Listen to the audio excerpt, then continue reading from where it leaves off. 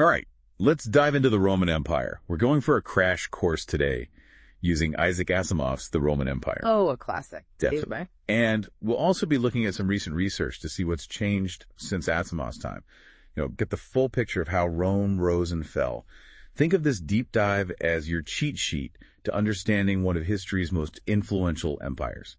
Asimov's book is a great starting point for sure. He really captures the sweep of Roman history, but yeah, there have been some fascinating discoveries since then that add new layers to the story. Okay, so Rome wasn't always an empire. Right. It started as a republic. Yeah. But by the 1st century BC, the Roman Republic was, it was having some serious problems. I see. Asimov really gets into the details. Constant wars, political instability, and a growing gap between the rich and the poor. Oh, that's never good. The system was basically breaking down. So enter Augustus, the first emperor. Exactly. He was actually Julius Caesar's great-nephew. Oh, wow. And after Caesar was assassinated, Augustus very skillfully maneuvered his way into power. That's a whole other story. Oh, absolutely. But here's the thing. He knew the Roman people really hated the idea of the king. Smart guy. Yeah, so he avoided actually calling himself that. He used the title princeps instead. Princeps. Meaning first citizen. So basically, emperor in all but name. Exactly. He consolidated his power while maintaining that facade of Republican traditions.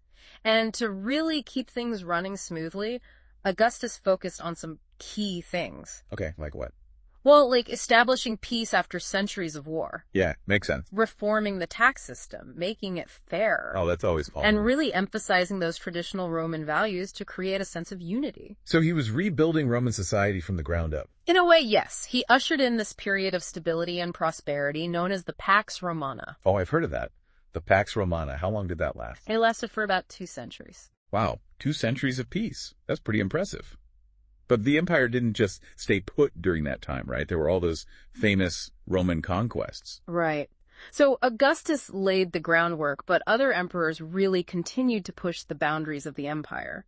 This period is known as the Principate, where emperors had supreme power. But still kept up appearances of a republic. You got it. So who were some of these emperors? And what were they known for?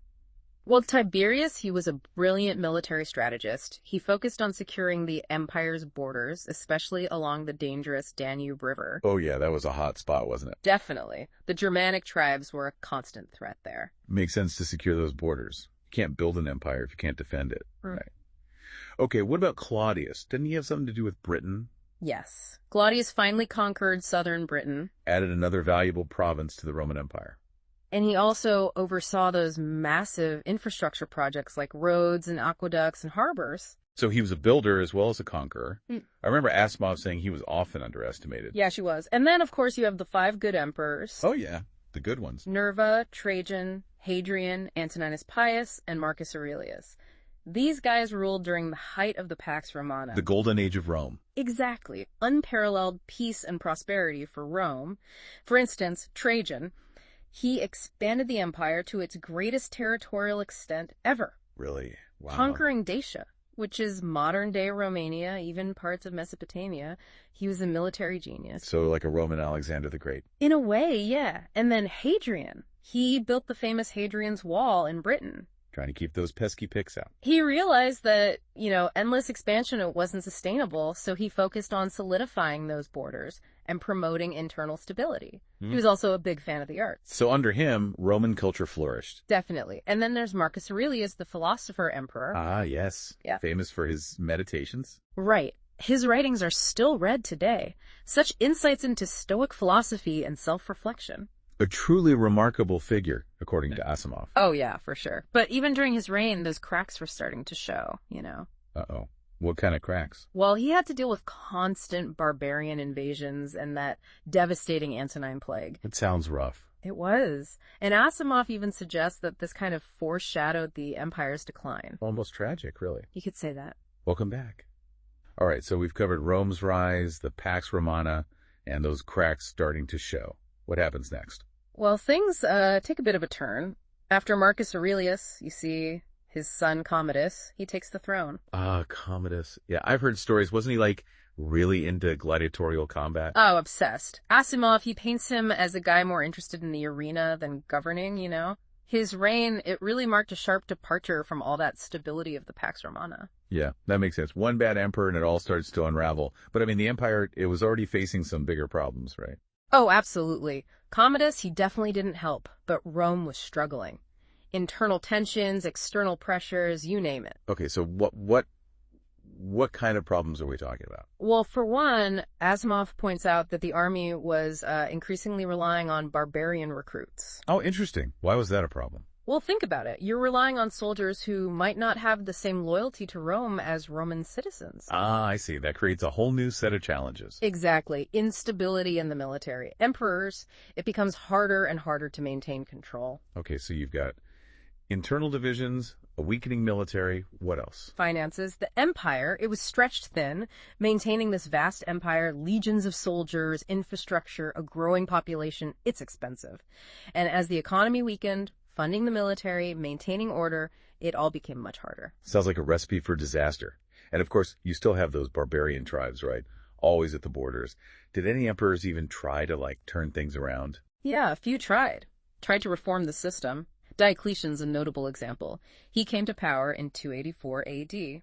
He realized ruling this whole massive empire from one place, it was becoming impossible. Yeah, makes sense.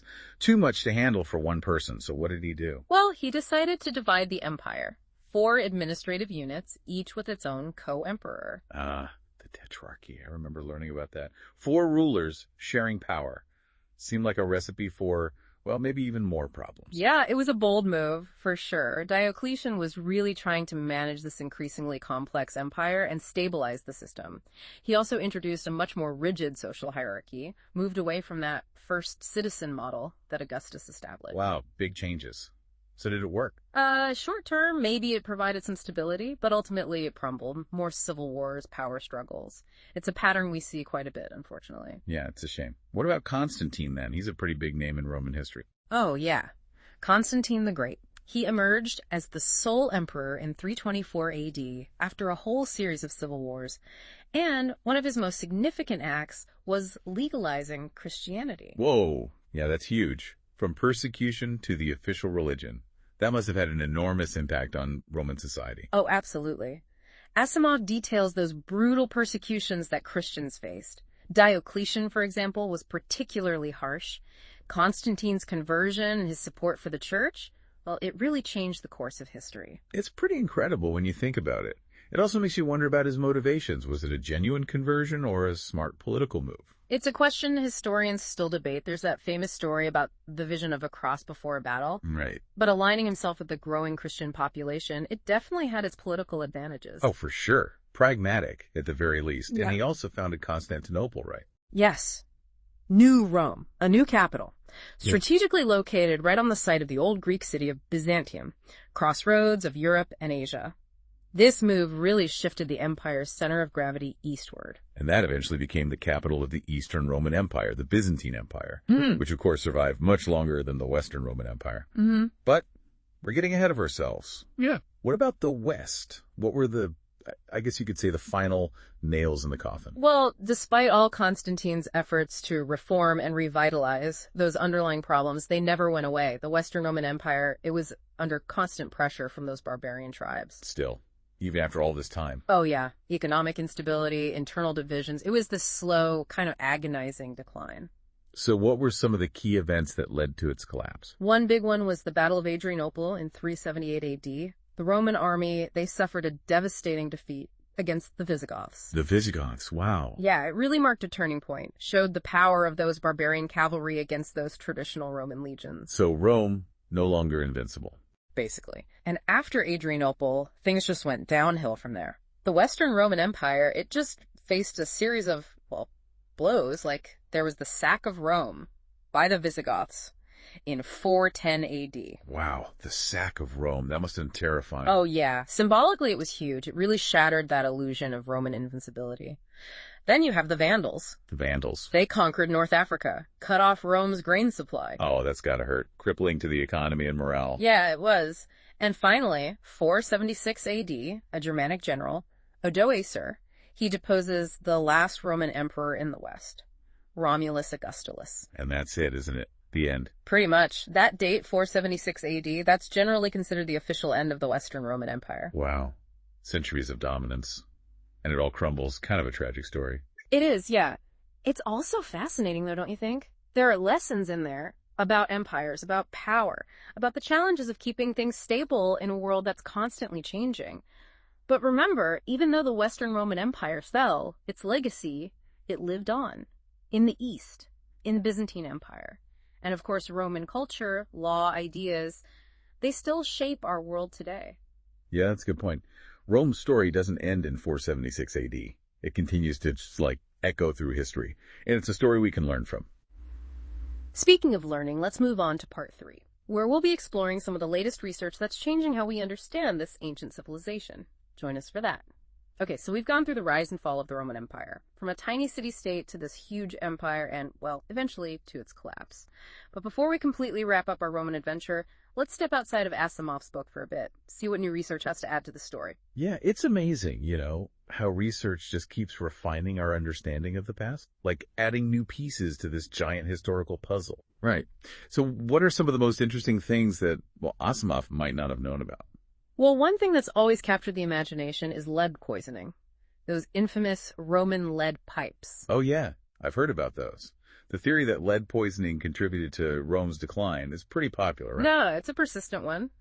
But research is suggesting it wasn't as big of a problem as people thought.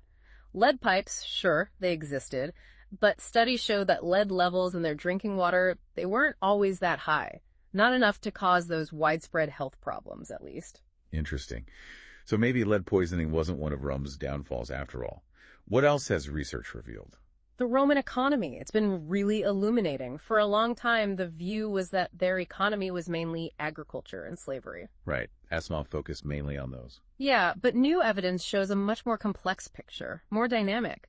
Discoveries suggest that their economy was really sophisticated. Extensive trade networks, reaching way beyond the empire's borders. Wow, so Rome was even more connected to the wider world than we thought. Exactly. They were trading goods and ideas with, well, even distant cultures, China, India. It really changes how we see the flow of goods and technologies and even cultural influences back then. That's incredible. It's like the Silk Road, but with a Roman twist. What about the role of women in Roman society? Has that changed at all? Definitely. Asimov focused more on women's domestic lives, which, well, makes sense for the time he was writing in. But archaeology and inscriptions, they've revealed a much more active and influential role for women. So, not just stuck at home. No. We now know that Roman women owned property, they ran businesses, even participated in public life. It suggests they had a lot more agency and influence than we gave them credit for. We still have a lot to learn, but it's clear that women, they played a huge part in shaping Roman society. Wow, these discoveries really challenge some of the things we thought we knew about ancient Rome. They do, and they also remind us just how important research is, and constantly reevaluating evidence. Rome's story is far from over, really. There are still so many mysteries to uncover. Yeah, it's pretty amazing to think we're still learning so much about a civilization that existed thousands of years ago. So, as we wrap up this deep dive, what are some of the key takeaways we should remember? I think the main thing is that the Roman Empire, well, like all historical periods, it was complicated, full of contradictions, triumphs and failures. Asimov's book is an excellent start, but research is making the picture even richer and more, well, nuanced. Yeah, it's a good reminder that history is always evolving. We can always learn more.